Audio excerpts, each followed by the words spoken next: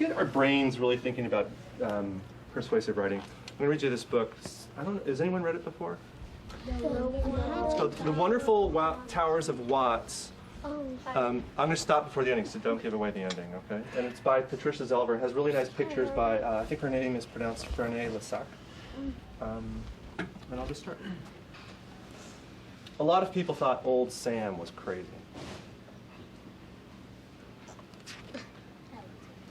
Old Sam's real name was Simone Rodia.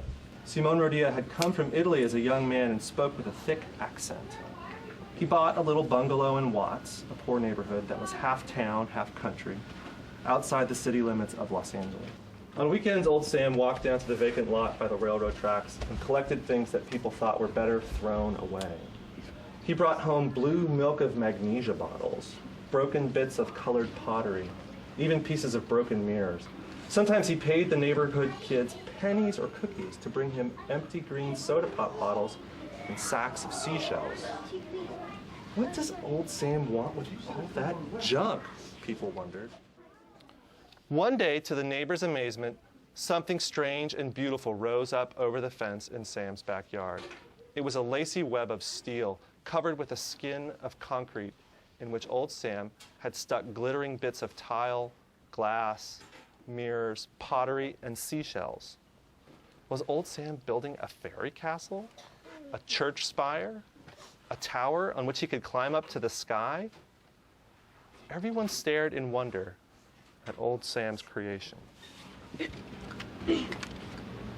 Sometimes Old Sam invited the neighborhood children into his yard, which was now surrounded by a decorated wall.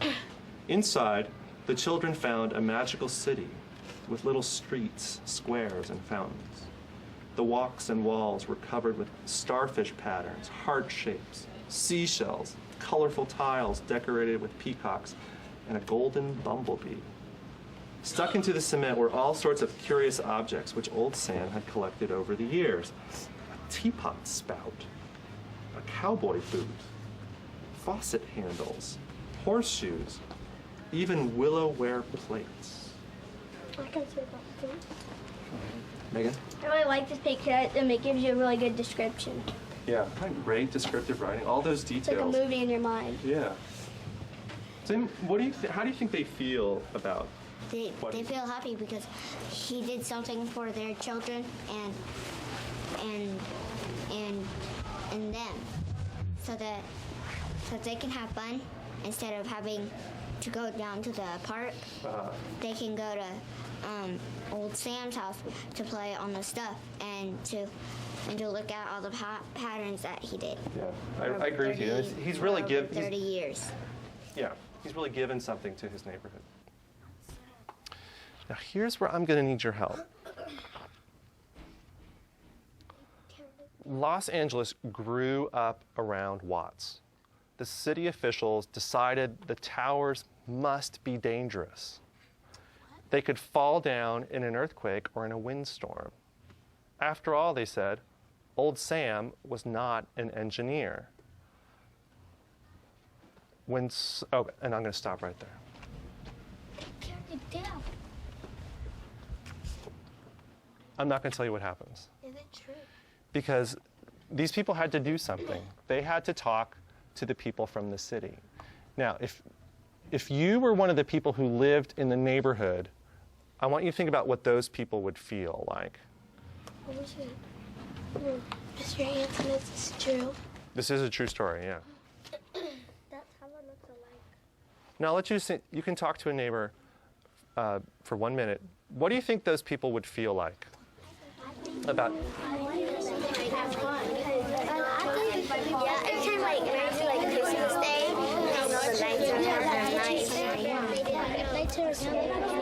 You think they would feel happy about them tearing it down? But they'll probably like it. They probably like it. Okay. I'm going to stop your conversation. And now I want to hear back from you. You can also share something your partner said, if that's okay with them. What do you think these people, how would they feel about the city wanting to tear down the towers in their neighborhood? Josue, will you sit up, please? Coco, what do you think? Sad and happy. Some people want them to come down, some people don't. Okay, so maybe there'd be some disagreement in the neighborhood. Why would the people? Okay, well, I'm gonna ask you to follow up on that in a second. Megan, how else do you think people? I think they'll kind of feel scared because it could fall down in an earthquake, and I think they kind of feel sad that it's coming down because some were the kids and now they're grown up and they grew up around the building and now it's there, and now it's done, and they finally get to see it. Great. I'm liking that you're bringing up that some people are going to want it to come down. Who are those people that want it to come down? It said, the city officials decided the towers must be dangerous. So, and then it said, when some people who love the towers heard this, they volunteered to do something. And this is where I want you to start thinking about now. And you can talk to your neighbor again. If you were somebody who wanted to save these towers, Armando, if you were someone who wanted to save these towers, what arguments could you make? What would you say to make those people change their mind? How would you persuade them? What good reasons would you give them to do something different? You can go ahead and talk to your partners about that for.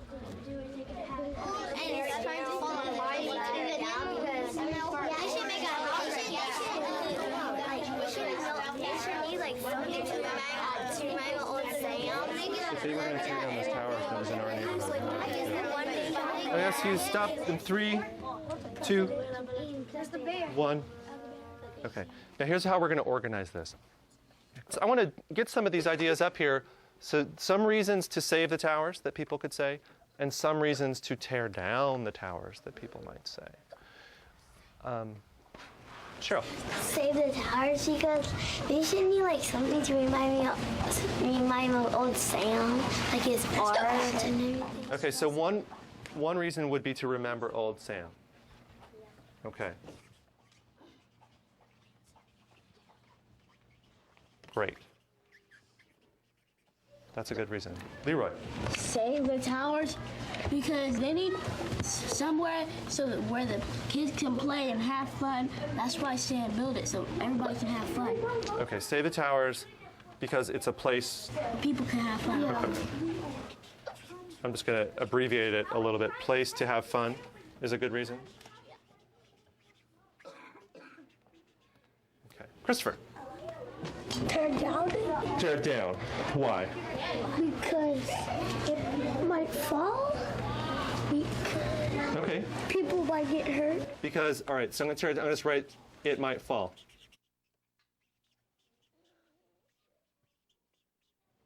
Okay. Josue. Tear down the towers Tear down the towers, why?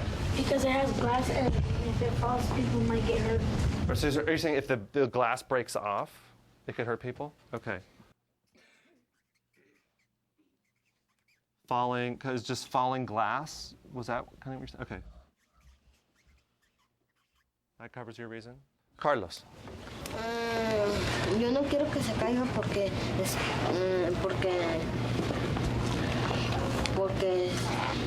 está bonito. Okay. He's saying you don't want it to fall, que no quieres que le caiga or que lo destruyen, que lo rompen. Quiero que se destruya. Que lo dejen. Okay, que lo queden. He wants it to be saved because it's beautiful. And I think that's a really good reason. Puedo escribir tu razón es que porque es bonito, ¿no? Okay. So his reason is because it is beautiful.